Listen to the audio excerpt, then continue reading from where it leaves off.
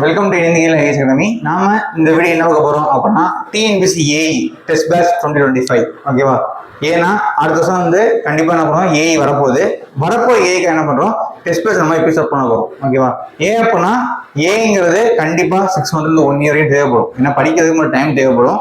அதே மாதிரி டெஸ்ட் நீங்க போட்டு பதிலே வரணும். ஏன்னா டிஎன்பிஎஸ்சி ஆனுவல் பிளானர்ல டிப்ளமோக்கும் வேகன்சி கொடுத்துருக்காங்க, டிப்ளமோக்கும் வரும் கொடுத்துருக்காங்க, டிகிரியும் கொடுத்துருக்காங்க. ஸோ கண்டிப்பா வந்து ஏஇ வருஷம் வருது. ஸோ அடுத்த ஏஐ கண்டிப்பா ஒரு டீம்ஸ்ல கொடுத்துருக்காங்க.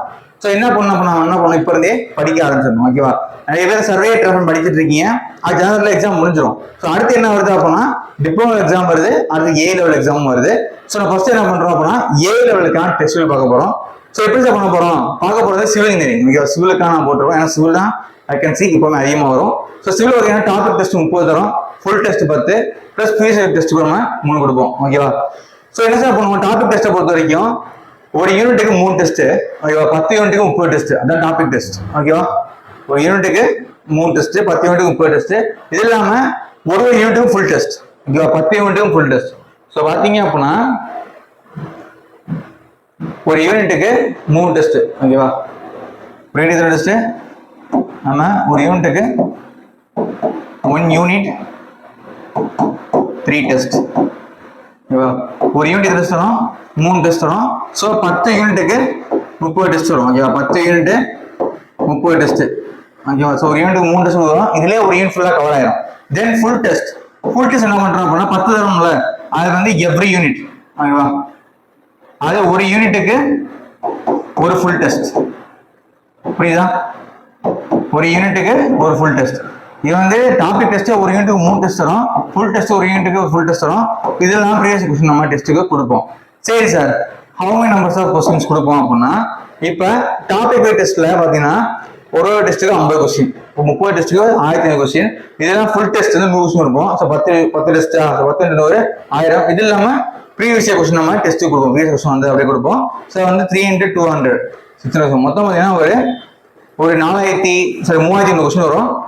புரியுதா? ஸோ 3000 கொஸ்டின் கண்டிப்பா இருக்கும். இதெல்லாம் பழைய ப்ரீவியஸ் கொஸ்டின் கிடைச்சதான் கொடுப்போம், எக்ஸ்ட்ராவும் நம்ம கொடுப்போம். ஓகேவா? ஸோ டெஸ்ட் சேரணும் அப்படின்னா நீங்க இந்த நம்பர் கான்டாக்ட் பண்ணி நீங்க டெஸ்ட் சேர்ந்துக்கலாம்.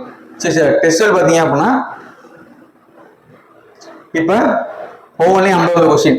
எப்படின்னா இப்போ வீக்லி டெஸ்ட் நடக்கும். டெஸ்ட்னா இப்போ 1/12 ஆரம்பிக்கும். டிசம்பர் 1 நம்ம என்ன பண்றோம், டெஸ்ட்டை ஆரம்பிக்கும். டிசம்பர் 1 நம்ம ஆரம்பிக்கிறோம்.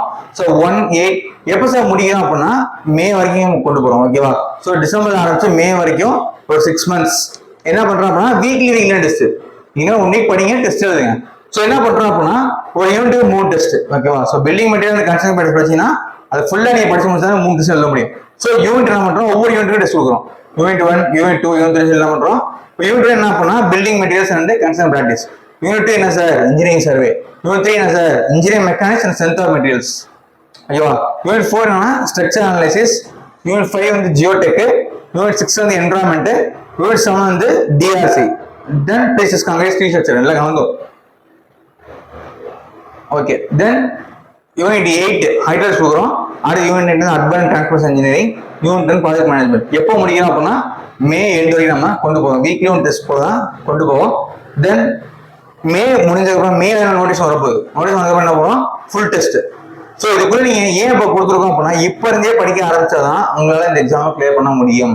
ஏன்னா டெஸ்ட் ஃபுல்லாக படிச்சு டெஸ்ட் போட்டு பார்த்தீங்கன்னா நீங்க நோட்டீஸ் வர்றப்ப ஃபுல் ப்ரிப்பேர் இருக்கலாம். அப்போ என்ன பண்றீங்க அப்படின்னா ஃபுல் டெஸ்ட் கொடுப்போம். சரி, ஃபுல் டெஸ்ட் போட்டீங்கன்னா ஃபுல்லாக நீங்க ப்ரிப்பேர் ஆகிக்கலாம். அப்போ ஃபுல் டெஸ்ட் போடுறீங்க, நம்ம 10 ஃபுல் டெஸ்ட் கொடுத்துருவோம். இது இல்லாமல் ப்ரீவியஸ் கொஸ்டின் நம்ம 3 டெஸ்ட் நம்ம கொடுப்போம். ஸோ இந்த மாதிரி படிக்க ஆரம்பிச்சீங்கன்னா கண்டிப்பா உங்களை எக்ஸாமை கிளியர் பண்ண முடியும். ஓகேவா? ஸோ உடனே கிளாஸ் போயிட்டு இருக்கு. ஓகேவா? ஏஐ கிளாஸ் போயிட்டு இருக்கு, டிப்ளமோ கிளாஸ் போயிட்டு இருக்கு. ஓகேவா? ஸோ சேரணும் அப்படின்னா இந்த ரொம்ப கால் பண்ணீங்க கிளாஸ் டெஸ்ட் நீங்க கேட்டுக்கலாம். கண்டிப்பா இப்படியே படிக்க ஆரம்பிங்க. இப்போ படிக்க ஆரம்பிச்சோம்னால இதை கிளியர் பண்ண முடியும். ஓகேவா? நோட்டீஸ் வந்ததுக்கப்புறம் படிச்சீங்கன்னா கிளியர் பண்ண முடியாது. வர்றதுக்கு முன்னாடியே டெஸ்ட் பேட்ச் வந்து நீங்க டெஸ்ட்டை போட்டு பாருங்க. ஃபர்ஸ்ட் படிங்க. படிக்கப்பட்டு டெஸ்ட் போட்டு வந்தீங்கன்னா கண்டிப்பா இந்த டெஸ்ட் உங்களுக்கு யூஸ்ஃபுல்லா இருக்கும். ஓகேவா? தேங்க்யூ.